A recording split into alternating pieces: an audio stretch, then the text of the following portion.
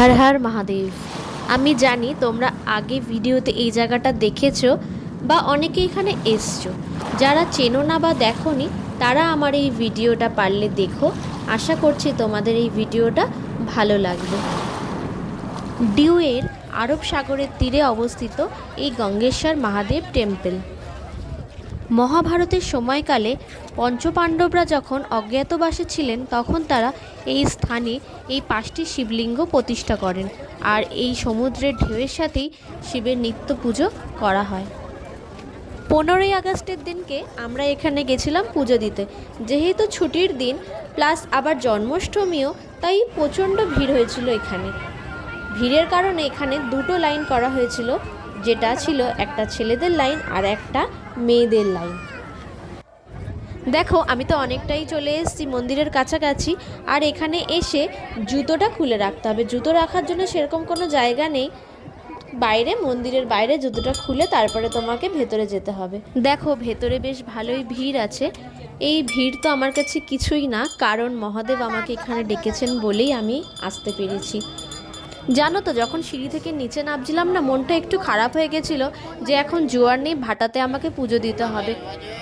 ও আসল কথাই তো বলা হয়নি, আমি যখন পুজো দিয়েছিলাম তখন আমি ক্যামেরাটা অফ করে রেখেছিলাম, কারণ পুজো দেওয়ার সময় যদি ক্যামেরাটা অন থাকতো আমার ঠাকুরের দিকে মনটা থাকতো না গো, একদমই পুরোটাই থাকতো ফোনের দিকে, তাই আমি ক্যামেরাটা অফ করেই রেখেছিলাম।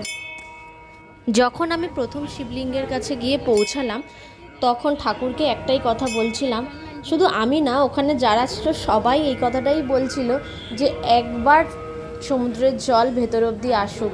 দেখো সবাই পুজো করছে আর জলের দিকে তাকাচ্ছে, জল একবার আসুক, একবার আসুক জল।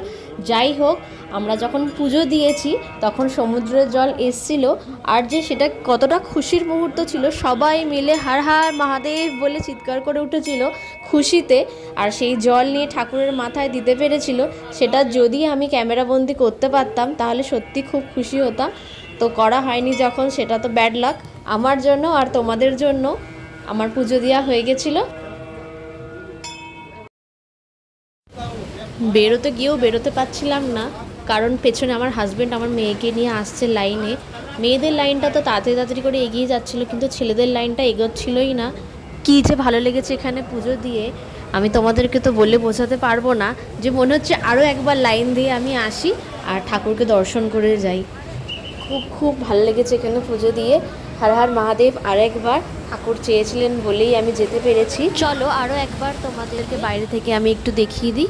এইটাই হচ্ছে আরব সাগর, আর এই যে মন্দিরের গেট ভেতরে ঢোকার। দেখো কতটা ভিড় আছে, দেখেছো তো? যত বেলা বাড়ছিল ভিড় আরও বাড়ছিল। একদিকে বৃষ্টি, একদিকে ভিড়, সব মিলিয়ে একাকার।